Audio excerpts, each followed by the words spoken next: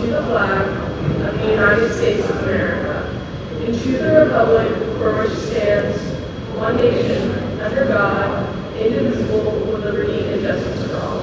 Thank you.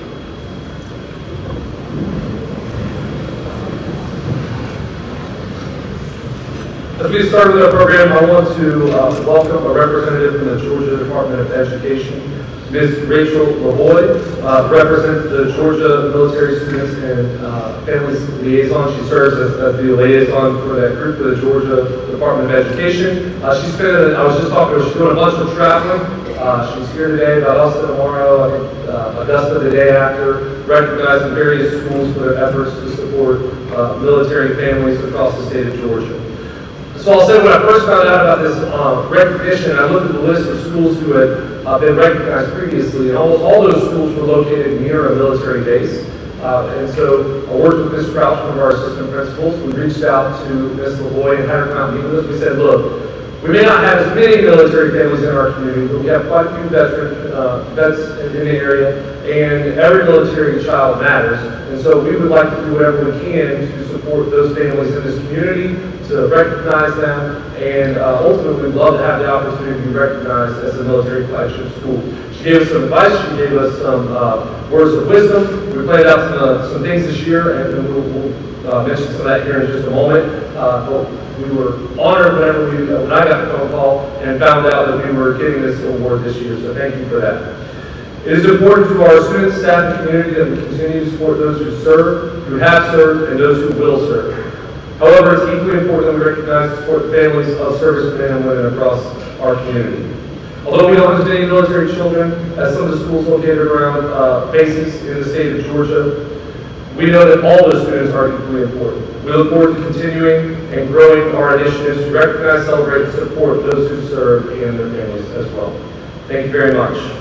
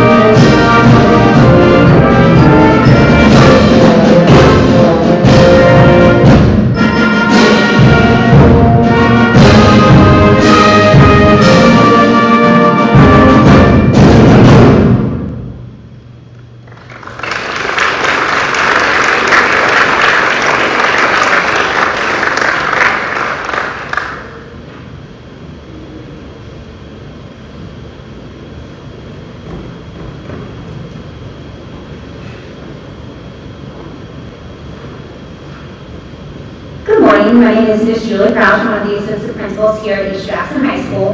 It is an honor to gather today as we take a moment to recognize and celebrate the incredible contributions of our military families, especially our military children. As we know, these young people demonstrate extraordinary resilience, strength, and courage as they navigate the unique challenges that come with having a parent or loved one in the military. I'm proud to introduce today Dr. Philip Brown, Superintendent of Jackson County Schools, as we prepare to sign the proclamation declaring April as the month of the military child.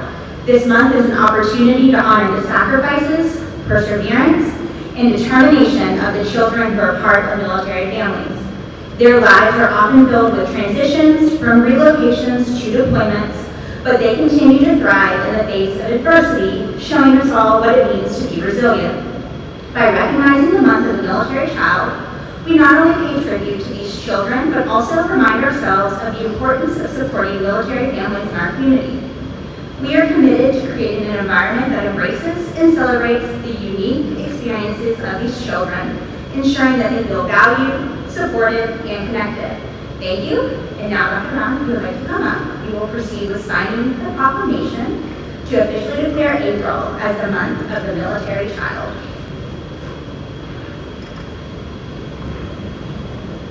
All right, good morning. Hope you were doing well this morning. First off, I want to say, amazing job, our remaining course students. Let's give them a big round of applause.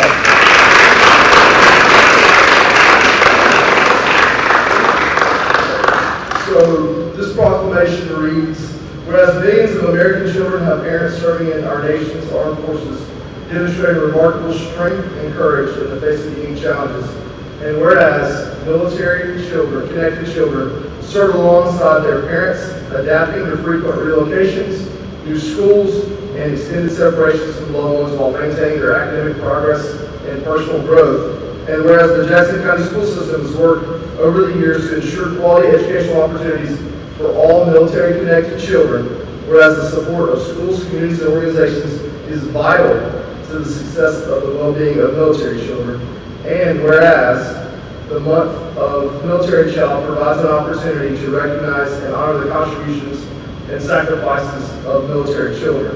Now, therefore, the Jackson County School System hereby recognizes April 2025 as the month of the military child and encourages all citizens to show support for military children through appropriate ceremonies and activities, including wearing purple on April 15, 2025 as a visible way to show support and thank the military children for their strength and sacrifices. So I'll be happy to sign this to show our support. And I want to thank Ms. Crouch, Dr. Stratemeyer, the Georgia Department of Education for recognizing East Jackson High School in this way. And I want to say a couple of words to you students. So I think in society right now, oftentimes we live in a society which promotes I. And it promotes me over me. And one of the things that's very important about our veterans, important about active servicemen and women, is that they understand that it's we over me. There's so many things in our society right now, like iPhones, right? iPad, your pod. It's all about the individual. And I think the one thing that sticks out to me about military families is they understand that it's bigger than that. That there are sacrifices that are being made every single day to give us the freedom that we have. I think about that with public schools a lot. If I ask you students how much it costs for you to come to school here this year, what would you tell them? What's it cost? How much does it cost for you to come to school here this year? How much? Free. You said free. Raise your hand if you think it's free. Okay? Sadly, it's not. All right? And there's a lot of people every year that pay extensive money in taxes for you to come to school here, to the tune of about $14,000 per student per year. So if you think about that, $14,000, how much money that is, and you multiply that by 13, that's the investment that the community makes into your education. That's the money every day that people are pouring into you because they're saying you're valuable and we want you to have an education. And we want you to feel supported. And we want you to have a place where you can come to school. We have amazing day and course programs. We have amazing teachers and staff members and leaders. That's the sacrifice that people make. And so don't forget that as you go to school. In the same vein, let's also remember those servicemen and women, those active duty individuals who are serving our country every day. Some of which we get to see, and some of which we don't get to see.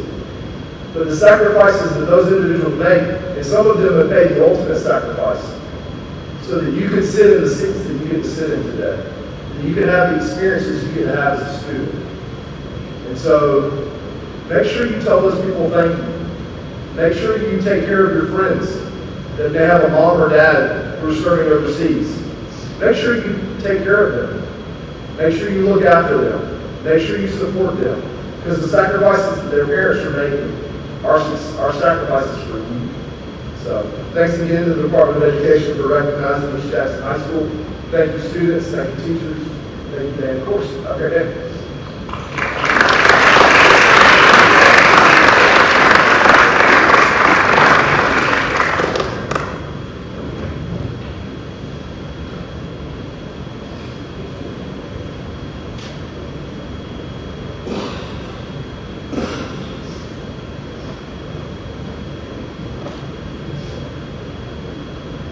Good morning, students, faculty, staff. This is my first run, so it may be my last, hopefully not, just kidding. My name is Rachel LaVoy. I'm a military student family specialist, and I happen to have the best job in the DOE. I know Superintendent Wood might think differently, but I think he knows it's mine. I wrote down a few words because this award is really important to me. I am a military spouse. I've been a dependent for 30 years. I have 3 military-connected kids. I've seen a lot in the past 30 years, but I know that this award is so important. So, let me start. All right. Sorry. So, Superintendent Woods and I are both military brats. His father served 30 years in the U.S. Navy. He is proud of his service.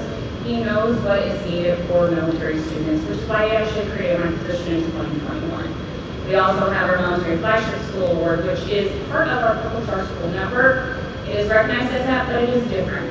As you know, in order to do things a little bit differently. Ours is competitive, which means that schools who apply, they have to step forth with intentionality, effort, and with one main purpose in mind. That's to serve military families. I know the sacrifices military students make because I was one. We have over 38,000 military students in the state. That's a lot of kids. I know how much it hurts to move. I know what it's like to move a bunch of different schools and be a kid and finally settle in and then you gotta move again. It's not easy. That's a big sacrifice our students make for their parents' choice to serve our nation. And I think it's important that we recognize those sacrifices by creating conducive environments like we've done here at East Jackson. I know that I stopped counting my moves after 13. I went to 3 different high schools.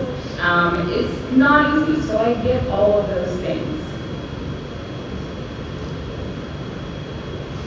Each application I personally touch and review myself, along with the Georgia Make-Free Commission, which is the Military Interstate Children's Compact. If you're not familiar with that, it didn't exist when I was a kid. So when I went to 3 different high schools, I repeated a bunch of courses that I had already taken. I was bored. I was sat out in the hall a lot. Make-Free helps prevent that and allows our students, our military students, to get the credits that they need, apply for the sports that they want to, and protect their education. Because their service, while their parents' service, their education should be impacted. So, one big piece about this award that Superintendent Woods talks about a lot is the intentionality and the effort that is put in to do this award. But more than that, as a spouse, as a person who lives in the state, what you have created is community. And that's exactly what our military families need. It's what we look for everywhere we go. It's what keeps us returning. So we are the 5th largest military population in the nation. We return because of the communities. It's for the intentional effort, the work that the administrators do here and in the community to support our military families that I'm able to stand here today. I can't say enough about the intentionality in reaching out to support military families, because when you support a military family's transition, you actually support every family. Those needs are the same. They translate across branches, across students, across the state.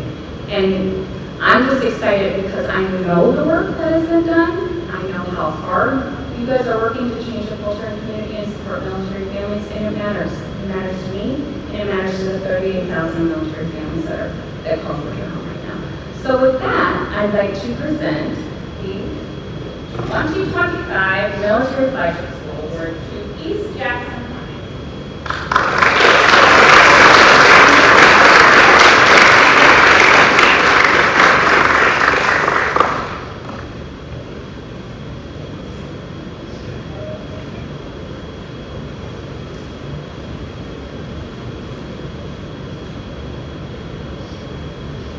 So with that, I'll conclude. It is my honor to be here and a privilege.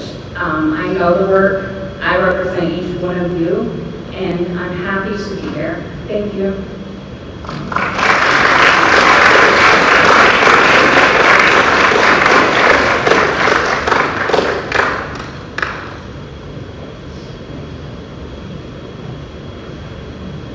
Good morning. My name is Nikki Dowdy. I'm an 8th grade Georgia Studies teacher here at East Jackson High School, and I have taught in this community my entire career for 20 years.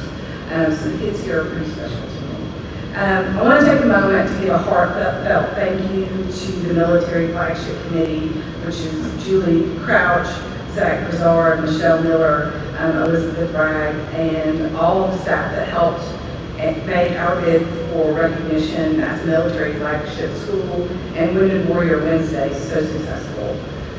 Your support, your time, and the effort you put in truly made this something special, and I'm so grateful to be part of it. This program means a lot to me personally. Military service runs deep in my family. My grandmother was at Pearl Harbor when it was bombed. My husband was in Iraq when Desert Storm took place. And currently, right now, my son is sitting on a tank in Eastern Europe. And he was also a graduate, a 2020 graduate from East Jackson High School. So when talking about honoring service and sacrifice, it's not just words. To me, it's my family's story.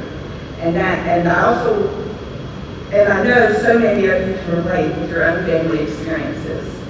I'm incredibly grateful that my family has never needed support from Wounded Warrior Project, but I'm also thankful that it exists for those who do need it. It's an organization that brings real healing and support, and it's something easy to stand behind. Supporting our military, whether they're serving now or have served in the past, or dealing with the wounds of that service, is something that should unite us all. That's why earning this designation as a military flagship school is so important. It creates a space where service is recognized, respected, and remembered. Events like Wounded Warrior Wednesdays give the average everyday citizen the opportunity to say, we see you, we thank you, and we're here for you. So thank you again for showing up and for caring and for helping make this program so meaningful. It truly matters more than you know.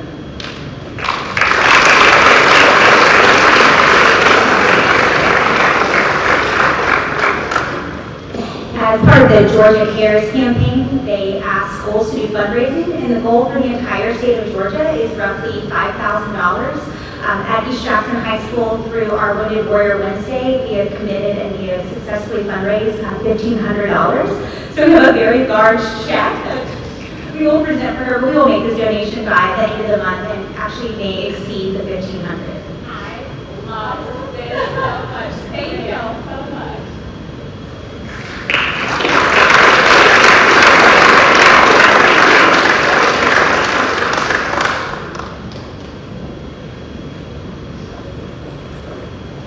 We welcome Mr. Brizard to the stage.